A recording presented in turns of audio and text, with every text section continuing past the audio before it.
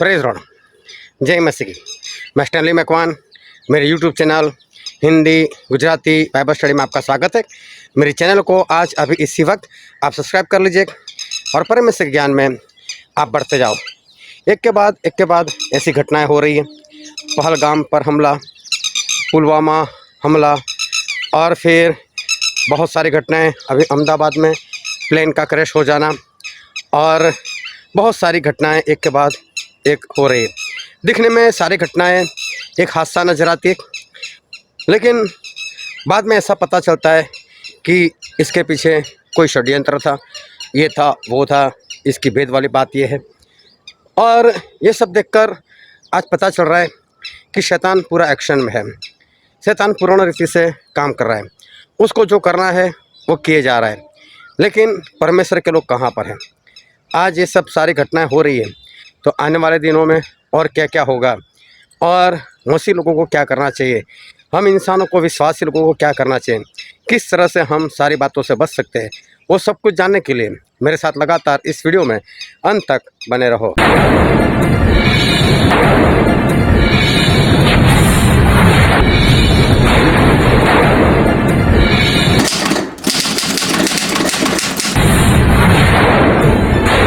Hallelujah.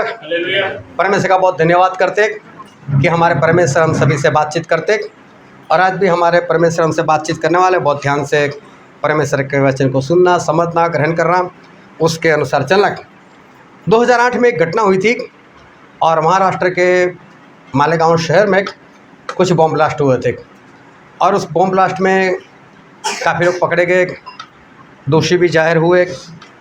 और उसमें एक का नाम था, एक औरत थी, उसका नाम था प्रज्ञा सिंह ठाकुर। फिर एक भाई साहब थे, उसका नाम था स्वामी पूर्ण चेतनानंद गिरी। और भी बहुत लोग हैं, उसका नाम मुझे नहीं लेना है, लेकिन ये लोग पकड़े गए थे और उनके ऊपर जो भी दोष लगाया गया, चार्जशीट वगैरह कोर्ट में जाहिर की गई। उसके बाद 2008 में ही मुंबई में ब्लास्ट हुआ, और मुंबई में जो कसाब था वहाँ पर हमला हुआ, और जो लोग इस केस की जांच पड़ताल कर रहे थे, मालेगांव वाले, वही अधिकारी उसमें भी थे। और वो ब्लास्ट में और वहाँ जो भी मुठभेड़ हुई उसमें वो सारे लोग मर गए। जो ऑफिसर थे वो आतंकवादियों का सामना करते करते मर गए। और जो मालेगांव की घटना हुई थी, उसके बाद उसका क्या हुआ, कुछ भी नहीं हुआ, और ऐसे ही दुनिया चलती रही बस। फिर एक बार हमला हुआ पुलवामा, और वहाँ पर कुछ जवान लोग मर गए, शहीद हो गए। कई लोगों ने दोष लगाया कि नहीं, ये कोई आतंकवादी हमला नहीं है, ये तो यहीं से हमला हुआ है, ये कोई षड्यंत्र था, जो भी है। लेकिन बहुत लोगों ने कुछ बताया, लेकिन ऐसा कुछ हुआ नहीं। आगे चलकर कोई जांच पड़ताल का कुछ नतीजा निकला हो, ऐसा कुछ भी नहीं हुआ। उसके बाद अभी एक टेररिस्ट हमला और हो गया पहलगाम में, और वहाँ भी कुछ आतंकवादी लोग आए और कुछ हमला किया, लोगों को मार दिया। तब भी कई लोगों ने उंगली किसी और के ऊपर उठाई कि ना कोई आतंकवादी है, कुछ भी नहीं है, लेकिन ये तो एक षड्यंत्र है। इस तरह से कई लोगों ने बातें बताई, लेकिन ना तो उनको कोई जवाब दिया गया, ना इस घटना का कुछ हुआ, और कुछ भी हमें पता नहीं चला कि सच्चाई है क्या, या जो भी हुआ उसके पीछे कौन जिम्मेदार। अभी 2 दिन पहले अहमदाबाद में एक प्लेन क्रैश भी हो गया, और उसमें भी कई लोगों ने उंगली उठाई कि नहीं, ऐसा कुछ नहीं है, ये कोई प्लेन क्रैश नहीं है, लेकिन ये भी एक षड्यंत्र है, जो कुछ है जानबूझकर किया गया है। लेकिन इसका भी कुछ नहीं होने वाला, सब कुछ ऐसे चलता रहेगा। और ऐसी घटना है हो रही है। कुछ वक्त पहले 2019 एंड से कोरोना नाम की बीमारी चल पड़ी, और बहुत लोगों ने उसका विरोध किया कि सही में ऐसी कोई बीमारी नहीं है, ये ऐसे ही लोग डरा रहे, ये है वो है। लेकिन जो भी है, लेकिन उस कोरोना में 70 लाख लोग मर गए। ये सभी मैंने जितनी भी घटना बताई उसमें बहुत लोग मर गए। कोरोना में 70 लाख लोग मर गए। लेकिन इस 70 लाख मर गए, उसके पीछे जिम्मेदार कौन? अगर वो बीमारी है तो अगर वो वुहान नाम की लेबोरेटरी जो चाइना में है, अगर वहाँ से वो वायरस निकल गया, उनकी गलती से निकल गया, उनको क्या किया गया? क्या उनके ऊपर कोई एक्शन लिया गया? उसके बाद उसकी वैक्सीन निकाली गई, ज़बरदस्ती भी की गई, लोगों को लेनी पड़ी। और जिन्होंने ये वैक्सीन बनाई थी उन्होंने कोर्ट में कबूल किया कि हमारी जो वैक्सीन है उसके साइड इफ़ेक्ट्स है, क्लॉट हो सकते हैं, अटैक आ सकता है, वो सब कुछ उन्होंने कबूल भी किया। लेकिन हुआ क्या? क्या कुछ हुआ उसका? क्या उसके पीछे जो भी जिम्मेदार, क्या उसका कुछ हुआ? कुछ भी नहीं। इतने सारे लोग मर गए, लेकिन फिर भी हमें कुछ नज़र नहीं आया। एक के बाद इन दिनों में ऐसी घटना है वो हो रही है। उस वक्त जब कोरोना बहुत चल रहा था, पहली लहर, दूसरी लहर, ऐसे सब कुछ होता रहा। और ऐसा हुआ उन दिनों में कि एक डॉक्टर साहब थे जिनका नाम था तरुण कोठारी। उन्होंने उस वक्त बहुत विरोध किया कि ऐसी कोई बीमारी नहीं है, ये फर्जी बीमारी है, ना मास्क पहनने की ज़रूरत है, ये बस लोगों को मार दिया जा रहा है। बहुत सारे उन्होंने वीडियो निकाले, कई बार उनको पकड़े गए, उनको जेल में भी डाला गया, फिर छोड़ा गया। ऐसा हुआ, उनके साथ भी कई लोग जुड़े, लेकिन अचानक से वो भाई साहब बैठ गए और उन्होंने इस बारे में बोलना ही बंद कर दिया।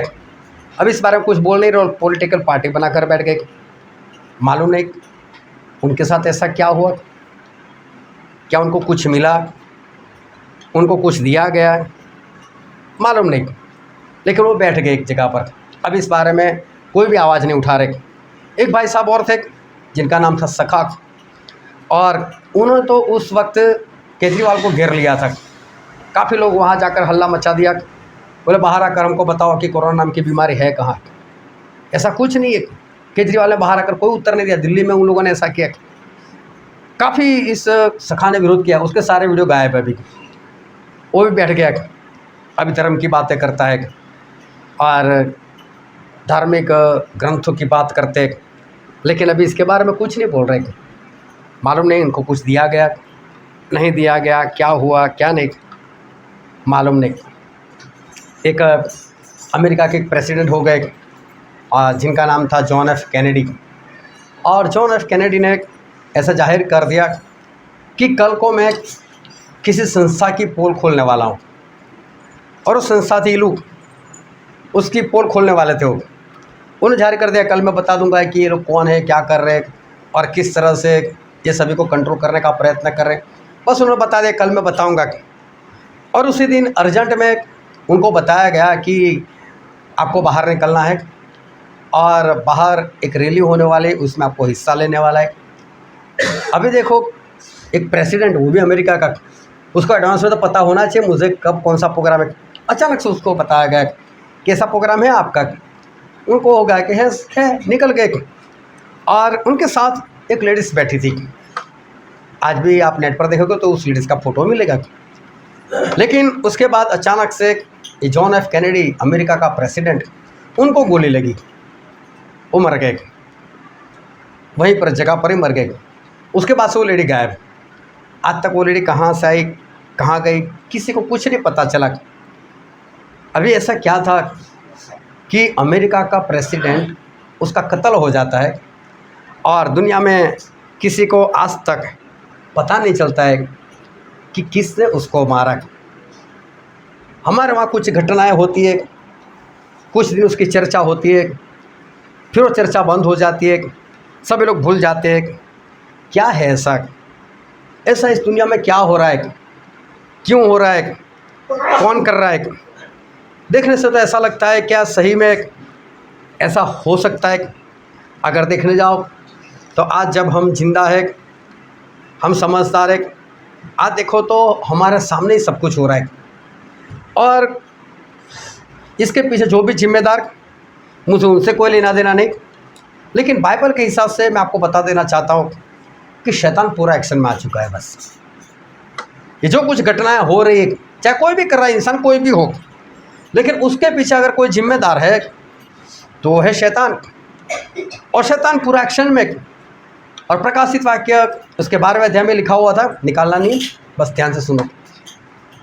तो जब शैतान को पता चला कि मेरे पास वक्त नहीं, तब वो उस स्त्री, मतलब इज़राइल, उसके दूसरी संतान, मतलब जो दूसरे विश्वासी, दूसरे देश के विश्वासी लोग, हम लोग, उनको परेशान करने के लिए वो निकल पड़ा।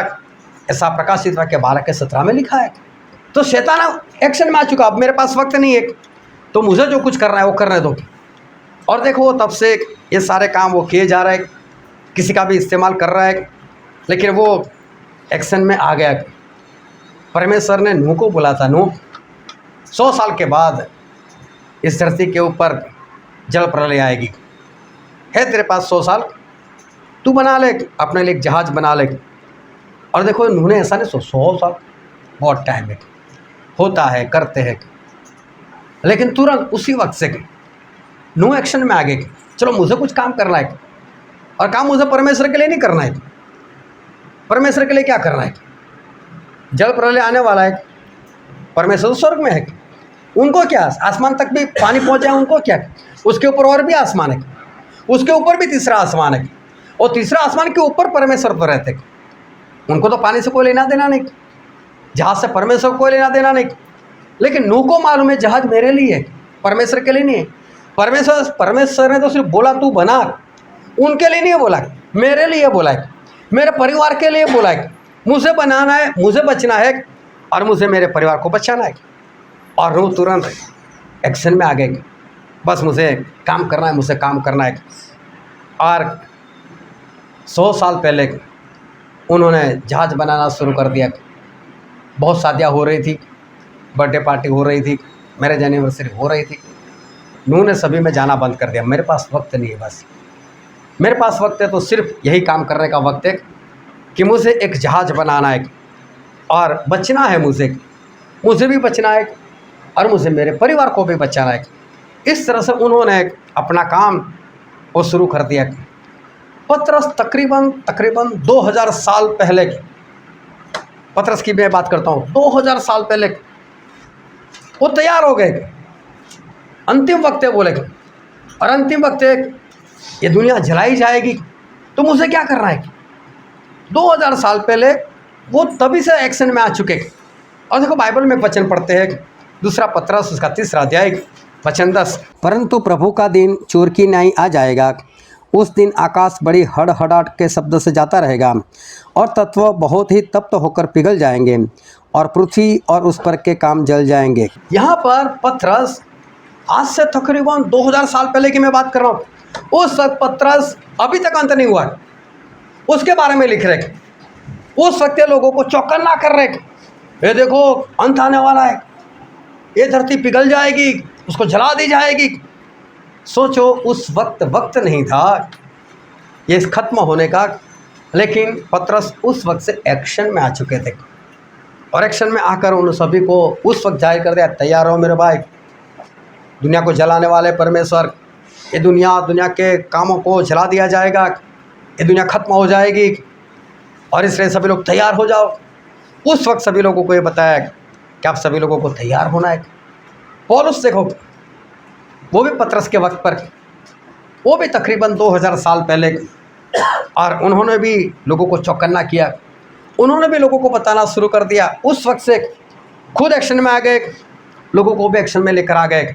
और दूसरा थिस्सलुनीकी उसका 2रा अध्याय और 1 से 6 वचन पढ़ो तो, हे भाइयों, अब हम अपने प्रभु यीशु मसीह के आने और उसके पास अपने इकट्ठे होने के विषय में तुमसे विनती करते हैं कि किसी आत्मा या वचन या पत्र के द्वारा, जो कि मानो हमारे ओर से हो, यह समझकर कि प्रभु का दिन आ पहुंचा है, तुम्हारा मन अचानक अस्थिर न हो जाए, और न तुम घबराओ।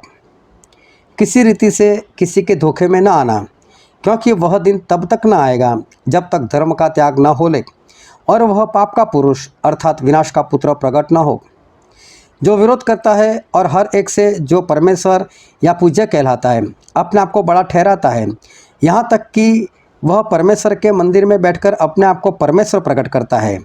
क्या तुम्हें स्मरण नहीं कि जब मैं तुम्हारे यहाँ था तो तुमसे ये बातें कहा करता था, और अब तुम उस वस्तु को जानते हो जो उसे रोक रही है कि वह अपने ही समय में प्रकट हो। यहाँ पर पौलुस आज से तकरीबन 2000 साल पहले की बात है, वो तभी से अंतिम दिनों की बात लिख रहे, खुद चौकन्ने हो गए, खुद एक्शन में आ गए और लोगों को भी एक्शन में लेकर आ गए और लोगों को बोल रहे कि देखो प्रभु यीशु के दिन के बारे में घबरा मत जाना, क्योंकि जब प्रभु यीशु का दिन आएगा उससे पहले ऐसा होने वाला है कि पाप का पुरुष मतलब विनाश का पुत्र मतलब मसीह का विरोधी वो प्रकट होगा।